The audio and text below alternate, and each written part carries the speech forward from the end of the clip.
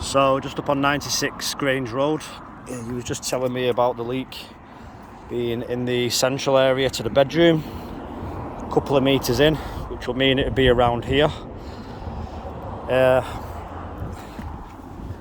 There's no obvious large slices or cuts or holes or anything in this area, but with it being a flat roof, it could be coming in reasonably anywhere and finding its way to an exit hole, in your case just adjacent to the light in the bedroom. I mean, it was sealed initially well. As you can see, it's got a bleed on the green, because you've got the bitumen on the underside. You heat it up and then your overspill comes out. That's how you know it's been done right. But you can see here it's just pulling away just from my finger. It's coming back. You can see it's starting to split and to crack just ever so slightly. You can see that the minerals, it's losing its mineralisation here, so it is coming towards the end of its life. So they've had a nice overspill here and not so much there.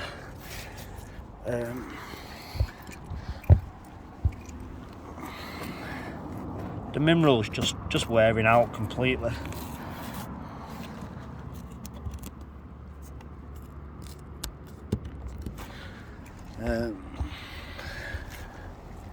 You can see where they've not laid it right here, where it's got like creases. You see the creases coming through? That's like a little raised section, and this full section here is just squidgy. That's the only way to describe it. It means water can get underneath. It has been getting underneath.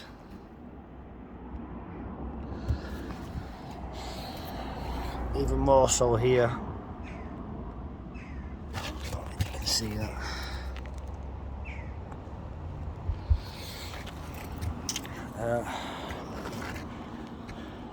This piece on the end actually looks fresh,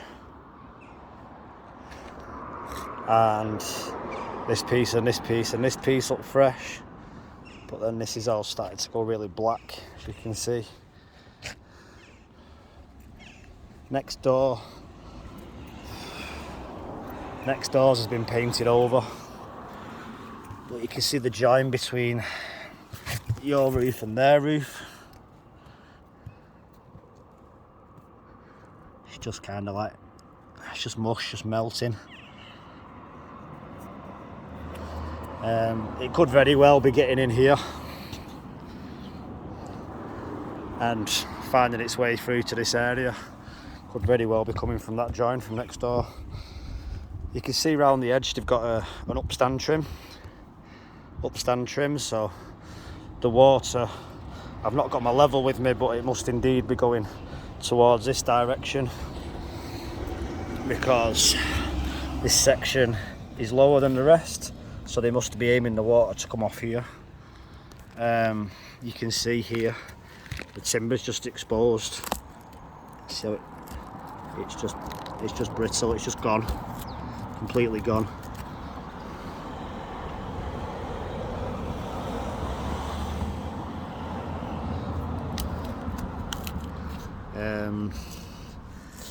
And then you see here, this isn't even doing anything. It's just sweating.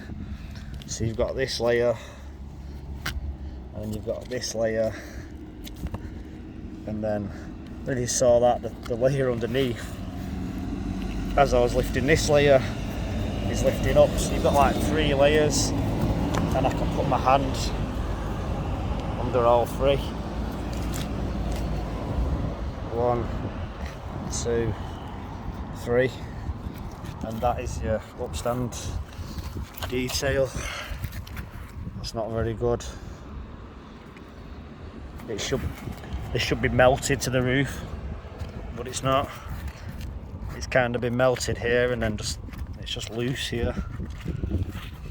You see, that's green and it's not black, so they've not used a bitumen primer underneath so that this can adhere to this. It's just wrong. Yeah. There's not a great deal of patching that you can do on this, you know, apart from maybe silicone in the joints, and it's just not good practice. I would recommend new roof. You could have it in EPDM. The beauty of EPDM is it goes down in one sheet, boom, no joints. Or they could redo it in green mineral for you. Paint it with a UV paint afterwards if you'd like, to help reflect the UV rays like they have done next door. Nothing's coming from the main roof, it's extremely steep, so you're not going to get any driving rain coming underneath this. It's so steep. So I mean, this could do with an overhaul. They are old tiles, but they're doing the job. The ridges still have mortar. I'd just point up on the gaps in between. See these gaps? Boom. In between each one, I just treat each joint. Chimney's been redone. New bricks, new pots, new lead. Thing is with the lead, you can see they've not treated it well. It's code free, so it's really thin. Look how easy I can just move it around. Shouldn't be able to do that. This is code free, so this is thinner, less expensive, and this goes underneath slates. These are tiles, so you should always have code for. Any lead that's exposed must be code for. So, you know, it's they've had a good bash at it, but it's not proper. Okay, I'll show you around the back in a moment.